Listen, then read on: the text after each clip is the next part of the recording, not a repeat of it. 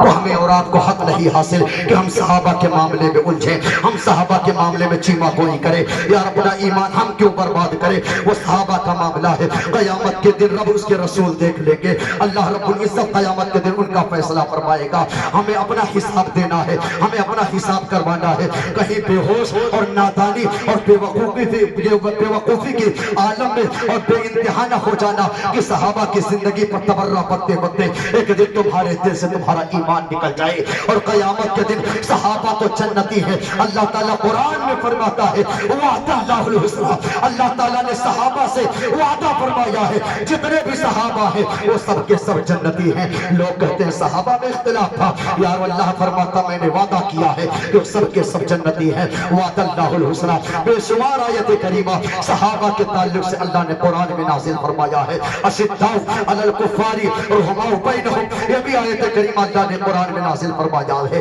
جا کے ترجمہ پڑھ لو سمجھ میں آ جائے گا کہ صحابہ کا مقام کیا ہے، مرتبہ کیا ہے۔ بہر صورت بات بہت آگے چلی جائے گی۔ عرض یہ کر رہا تھا مولا علی شیر خدا کی شادی ہو گئی، نکاح ہو گیا۔ حضرت فاطمہ زہرا کا جب نکاح ہوا میرے مصطفیٰ کریم علیہ الصلوۃ والتسلیم موجود ہیں، حضرت عائشہ صدیقہ رضی اللہ تعالی عنہا موجود ہیں، حضرت ام سلمہ موجود ہیں، اور دیگر کافی خواتین موجود ہیں، اور کافی صحابہ موجود ہیں۔ مولا علی شیر خدا کی جب کچھ دن کے بعد رخصتی ہوتی ہے حضرت فاطمہ زہرا کی، تو میرے مصطفیٰ کریم علیہ الصلوۃ والتسلیم نے نصیحت کیا تھا، لیکن ایک یہاں والوں ایک بات اور نوٹ کر لینا، آج لوگ کہتے ہیں مصطفیٰ کریم نے اپنی بیٹی کو جہیز دیا تھا، آج لوگ کہتے ہیں جہیز دینا مصطفیٰ کی سنت ہے۔ خدا کی قسم تم نے صرف یہی دیکھا، تم نے صرف یہی سنا کہ جہیز مصطفیٰ نے دیا تھا، لیکن کیا تم نے تاریخ پڑھا ہے؟ کیا تاریخ سنا ہے کہ جو جہیز دیا تھا وہ کس کے پیسے کا تھا؟ یار تاریخ اٹھا کے دیکھ لو، میں نے تاریخ اٹھا کے دیکھا تو یار وہ جہیز جو دیا گیا تھا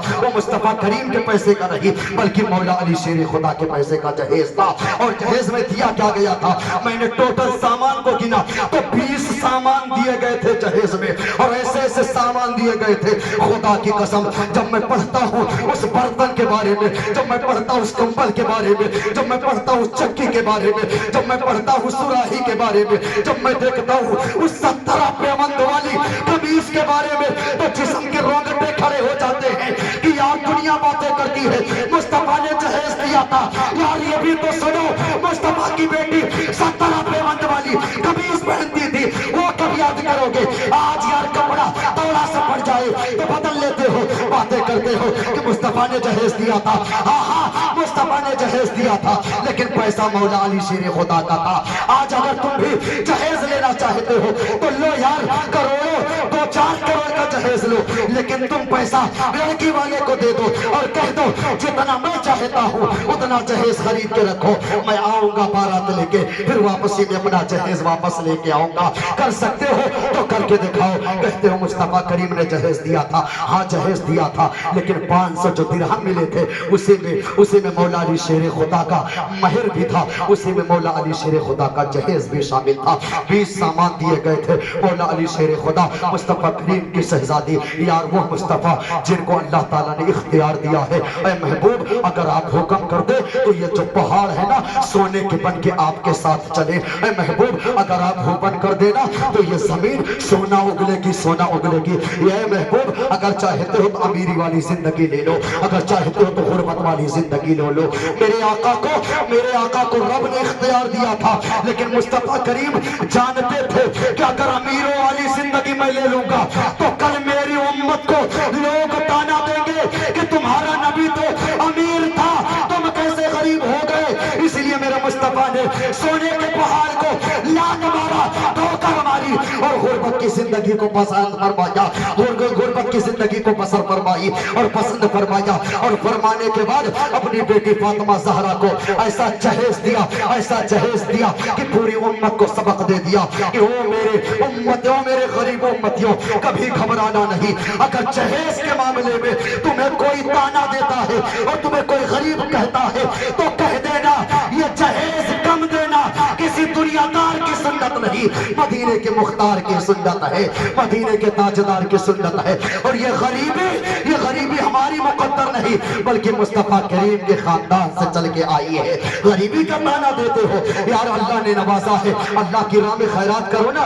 عثمان غنی بھی بڑے سخی تھے. ہاں امیر ہونا گناہ نہیں ہے میرے دوستو, لیکن وہ امیری کس کام کی جو غریبوں کو کام نہ آئے, وہ امیری کس کام کی جو یتیموں کی کام نہ آئے, وہ امیری کس کام کی جو بیوہ کے کام نہ آئے, وہ امیری کس بات کی جو دین کے کام نہ آئے, وہ امیری کس بات کی جو مسجد مدرسے کے کام نہ آئے, وہ امیری کس بات کی جو امام حسین اور حسن کے نام پہ کام نہ آئے. خدا کی قسم ایسی امیری بہت زیادہ دن تک نہیں ٹکتی بلکہ بلندی تو رہتی ہے, لیکن ایک وقت آتا ہے اللہ اسے پستی میں ملا دیتا ہے. امیری وہی ٹکتی ہے جو دین خدا پہ خرچ کرتے ہیں اور دل کھول کے خرچ کرتے ہیں, یعنی مسجد و مدارس میں خرچ کرتے ہیں, غریب و یتیم پہ خرچ کرتے ہیں اور بیوہ پہ خرچ کرتے ہیں, یعنی سب دوسرے کی نظر میں نگاہ میں ایک دوسرے کو عزت دیتے ہیں. انہی کی امیری قیامت تک ٹکتی رہتی ہے اور قیامت تک باقی رہتی ہے. اللہ تعالیٰ سب کو جزائے خیر عطا فرمائے. بہر صورت عرض یہ کر رہا تھا, مولا علی شیر خدا اور حضرت فاطمہ کا نکاح ہوا.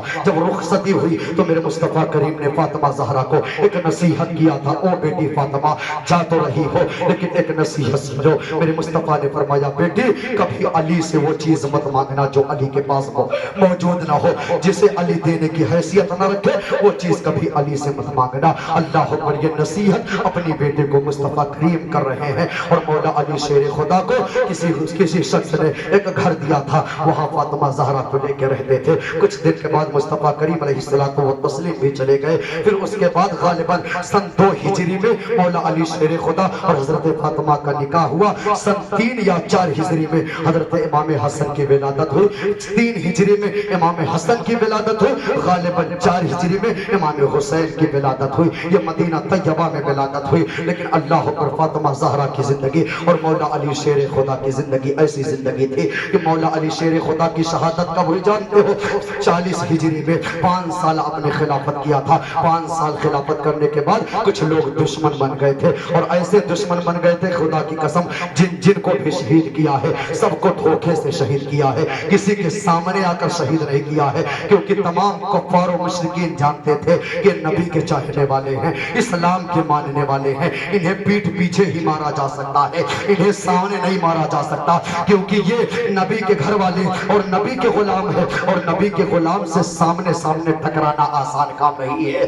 جب بھی مارا گیا حضرت عمر فاروق اعظم کو شہید کیا گیا تو کس حالت میں دیکھ لیجئے, مسجد میں آپ صفے سیدھی کروا رہے تھے, تب ایک دشمن نے آپ کو 2 منہ والی تلوار سے آپ کو مار کر آپ کا شہید کر دیتا ہے. پھر عثمان غنی کو کس طریقے سے 40 دن پانی بند کیا گیا, پھر دھوکے سے آپ کے گھر میں کود کے آپ کو مارا گیا. یعنی پتہ کیا چلتا ہے, یہ کفار و مشرکین کا شروع سے طریقہ رہا ہے کہ چپکے سے بزدلی اور قائری کے ساتھ یہ شہید کرتے تھے, مارتے تھے. اور اسی طریقے سے مولا علی کو بھی شہید کیا گیا. مولا علی سے کون مقابلہ کر سکتا تھا؟ سب جانتے ہیں کہ علی کا تیور کیا ہے, سب جانتے ہیں کہ علی کی بہادری کیسی ہے, کیونکہ علی کی ماں نے علی کا نام بہت سوچ سمجھ کے رکھا تھا. یوں ہی نہیں حیدر رکھ دیا تھا, بلکہ حیدر کا معنی ہوتا ہے کہ بار بار وار کرنے والا.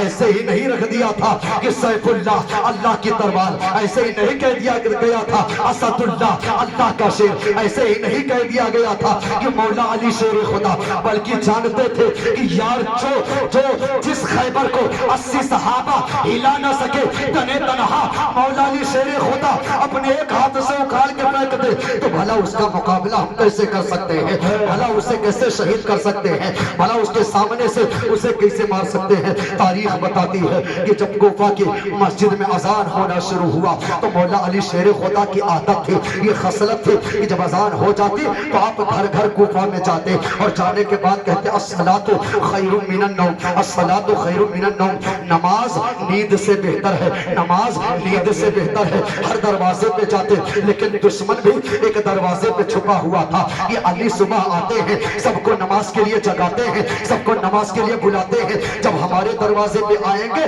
تو علی کو مار دیا جائے گا, علی کو شہید کر دیا جائے گا. میں کہتا ہوں وہ دشمن علی, وہ قاتل علی, اگر تیرے اندر پاور تھی اور تیری ماں نے دودھ پلایا تھا اور تیرے اندر اگر بہادری اور طاقت تھی تو سامنے آ کر مولا علی کو للکار کر ان کو شہید کرتا, ان کو قتل کرتا. تو وہ کہتا ہے کون علی سے لڑنے کی، جو علی جھولے میں لیٹ کر اچکر کا گلہ چیر دے، اس سے کون مقابلہ کر سکتا ہے؟ وہ علی جو خیبر کو اکھاڑ کے پھینک دے، اس سے کون مقابلہ کر سکتا ہے؟ تاریخ بتاتی ہے دروازے دروازے پہ جاتے رہے، الصلاۃ خیر من النوم، چلو نماز کے لیے، نماز نیند سے بہتر ہے۔ جب اس دروازے پہ پہنچے تو آپ کا دشمن چھپا تھا تلوار لے کے۔ خدا کی قسم تاریخ بتاتی ہے کہ اس دشمن نے جب مولا علی شیر خدا پر وار کیا تو آپ کی سر سے جب وار کیا تلوار آپ کی سر کو چیرتی ہوئی آپ کی کن پٹی تک وہ تلوار پہنچی تھی، یعنی مولا علی شیر خدا کو شہید کر دیا گیا۔ اسی حالت میں مولا علی شیر خدا کو غالباً 19 یا 20 رمضان المبارک کو مولا علی شیر خدا کے سر پہ تلوار لگی تھی، اور 21 رمضان المبارک کو مولا علی شیر خدا کی شہادت ہوئی تھی۔ اس طریقے سے عبد الرحمن ابن ملجم خارجی مرادی نے مولا علی شیر خدا کو قتل کیا تھا، اور جب قتل کیا تھا تو لوگوں نے اس کو پکڑ لیا، یعنی عبد الرحمن ابن ملجم خارجی مرادی کو لوگوں نے پکڑ لیا، اور پکڑنے کے بعد اس کے ہاتھ کو کاٹ دیا، اس کے پاؤں کو کاٹ کے اس کو جلا دیا گیا تھا۔ اللہ اکبر، یہ تاریخ کا چیپٹر ہے کہ جتنے بھی اہم اسلام کے جتنے بھی اہم شخصیت تھے، جتنے بھی یہ لوگ مقدس ہستیاں تھی، مقدس لوگ تھے، جن کو بھی شہید کیا گیا، سب کو دھوکے سے شہید کیا گیا، حتیٰ کہ مولا علی شیر خدا 21 رمضان المبارک کو آپ جامع شہادت نوش فرما جاتے ہیں۔ لیکن آؤ تاریخ کا وہ چیپٹر بھی ملاحظہ فرماؤ کہ حضرت فاطمہ زہرا اور مولا علی شیر خدا نکاح کے بعد کس طریقے سے اپنی زندگی کو گزارتے ہیں۔ بس یہی آخری بات پیش کر کے اپنی گفتگو کا اختتام کرتا ہوں کہ شادی کے بعد حضرت مولا علی شیر خدا رضی اللہ تعالیٰ عنہ کا انداز دیکھو اور حضرت فاطمہ زہرا کا انداز دیکھو۔ جب حسنین کریمین پیدا ہوئے، اللہ پر تاریخ بتاتی ہے ایک مرتبہ کا ایسا واقعہ پیش آیا کہ آؤ تربیت دیکھو۔ کہتا نہیں تھا کہ بچپنے میں ہی حسین کو ٹریننگ دے دی گئی تھی، بچپنے میں ہی حسن کو ٹریننگ دے دی گئی تھی کہ بیٹے ایک وقت آئے گا تجھے پیاسا رہنا پڑے گا، تجھے بھوکا رہنا پڑے گا۔ ایک وقت ایسا آیا کہ حضرت حسنین کریمین یعنی امام حسن امام حسین بہت تیز سے بخار کے عالم میں پڑ گئے، یعنی بیمار پڑ گئے، تو حضرت فاطمہ نے منت مانگا تھا، اے میرے پاک پروردگار عالم، اگر میرے دونوں شہزادے ٹھیک ہو گئے تو 3 دن کا روزہ رکھیں گے۔ یہ فاطمہ زہرا نے منت مانگا تھا۔ آج ہماری ماں اور بہنیں بھی منت مانگتی ہیں، لیکن ان کی منت الگ ہے، فاطمہ زہرا کی منت الگ ہے۔ وہ کہتی ہیں کہ اگر میرا بیٹا صحیح ہو گیا، میرا کام ہو گیا۔ آج کی ماں اور بہنیں کیا منت مانگتی ہیں؟ اگر میرا بیٹا صحیح ہو گیا، میری بیٹی صحیح ہو گئی، یا میرا کام ہو گیا تو فلاں مزار پہ جا کے ہم مرغا ذبح کریں گے۔ اللہ پر یہ ہماری منتیں ہیں، ہم فلاں بزرگ کے نام سے دیگ چڑھائیں گے، ہم فلاں کام کر دیں گے۔ لیکن وہ میری ماں اور بہنیں اگر منت مانگنا ہے تو فاطمہ زہرا والی منت مانگو، خدا کی قسم اللہ فوراً قبول فرمائے گا۔ اگر منت مانگنی ہے تو جانورے کی منت بعد میں مانگنا، پہلے یہ منت مانگو کہ اللہ میرا بیٹا صحیح ہو گیا تو ہم 30 دن روزے رکھیں گے، اللہ میرا بیٹا صحیح ہو گیا تو ہم قرآن پاک کو مکمل کریں گے، پڑھیں گے، اللہ میرا بیٹا صحیح ہو گیا تو 50 رکعت نماز نفل ادا کریں گے۔ یہ منت شرعی ہے، اسے منت کہا جاتا ہے۔ لیکن دیگ چڑھایا جاتا ہے، مرغے کاٹا جاتا ہے، یعنی محنت والے کام نہیں کرنا بنتا، بلکہ ایسے کام جس میں خرچ بھی ہو اور جو اسلام اجازت نہیں دیتا اسے کیا جاتا ہے۔ تبھی تو لوگ گمراہ ہو جاتے ہیں، لوگ مسجدوں کو چھوڑ کے صرف درگاہوں کے چکر لگاتے رہ جاتے ہیں۔ خدا کی قسم مزارات کے ہم خلاف نہیں ہیں، لیکن جو حقیقت ہے میں وہ بتا رہا ہوں کہ آج جتنی بھیڑ مزاروں پہ لگی ہے، خدا کی قسم اگر اتنی بھیڑ مسجدوں میں لگ جائے تو خدا کی قسم مسجدوں میں جگہ نہیں رہیں گے۔ لیکن آج مسجدوں کو دیکھ لو یار، ایک صفحے مکمل نہیں ہوتے، اور مزاروں پہ دیکھ لو بھیڑے پہ بھیڑے لگی ہیں، اللہ اکبر، لائن پہ لائن لگی ہے،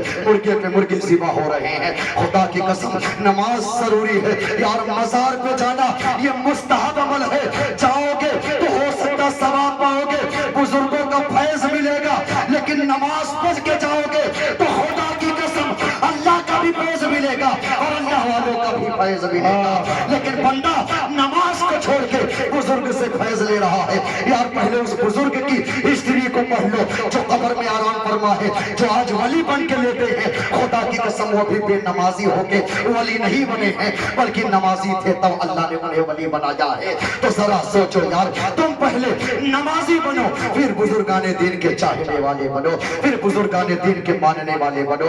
जब यहाँ मस्जिद से फैज़ लेके जाओगे तो खुदा की कसम जब बुजुर्ग के दरवाजे पे उनकी मज़ार पे जाओगे तो भी देखते हैं, तो कहते हैं ये बंदा आ रहा है तो अल्लाह के दरवाजे से होके आ रहा है।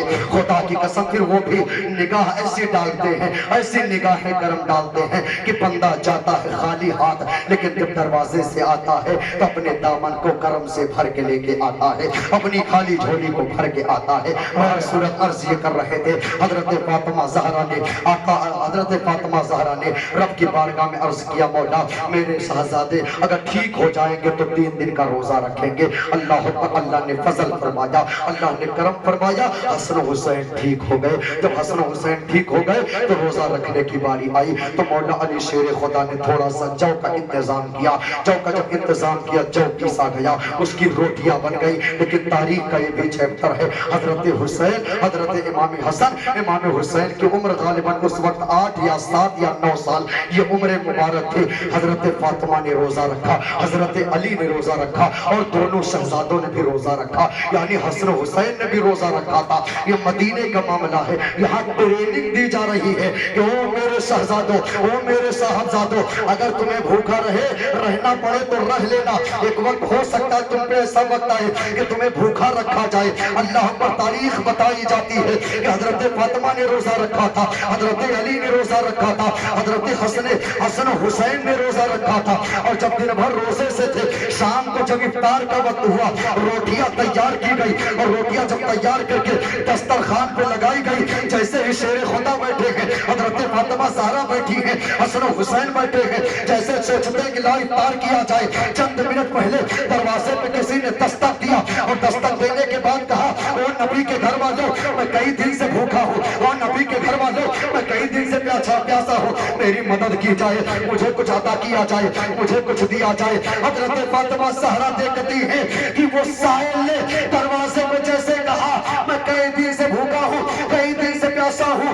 अली रोटी लेके नहीं उठे, हम रोटी लेके नहीं उठे, बल्कि सबसे पहले हसन हुसैन प्लेट में रोटी लेके उठे और दरवाजे पे ले जाके उस साहिल को दे देते हैं। ये पहला दिन रोजे से सिर्फ खजूर से और पानी से गुजर गया, यानी इफ्तार की गई तो खजूर खाया गया, पानी पिया गया, हसन हुसैन सो गए, फातिमा ज़हरा अली सो गए। फिर उसके बाद दूसरे दिन भी यही रोजे का मामला चला।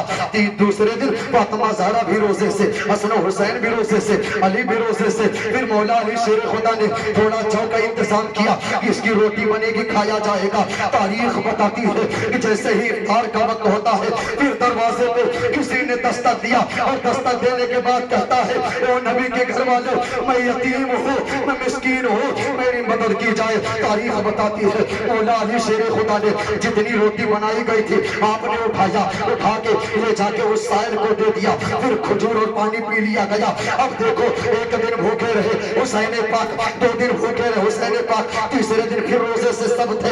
जब इफ्तार का वक्त आया, फिर यही मामला पेश आया कि कोई दरवाजे पे आया और पुकारता है, अरीजा पेश करता है, ओ नबी के घर वालों, कुछ दे दो, मैं मिस्कीन हूँ, कई दिन से भूखा और प्यासा हूँ, मुझे कुछ दिया जाए। खुदा की कसम फातिमा ज़हरा उठती है और रोटी को ले जाकर उस साहिल को दे देती है। ऐसे खजूर पानी का इंतजाम कर लिया गया। चौथे दिन फिर उसके बाद रोजा नहीं रखती, 3 दिन का रोजा मुकम्मल हुआ। चौथे दिन मौला अली शेर खुदा मस्जिद में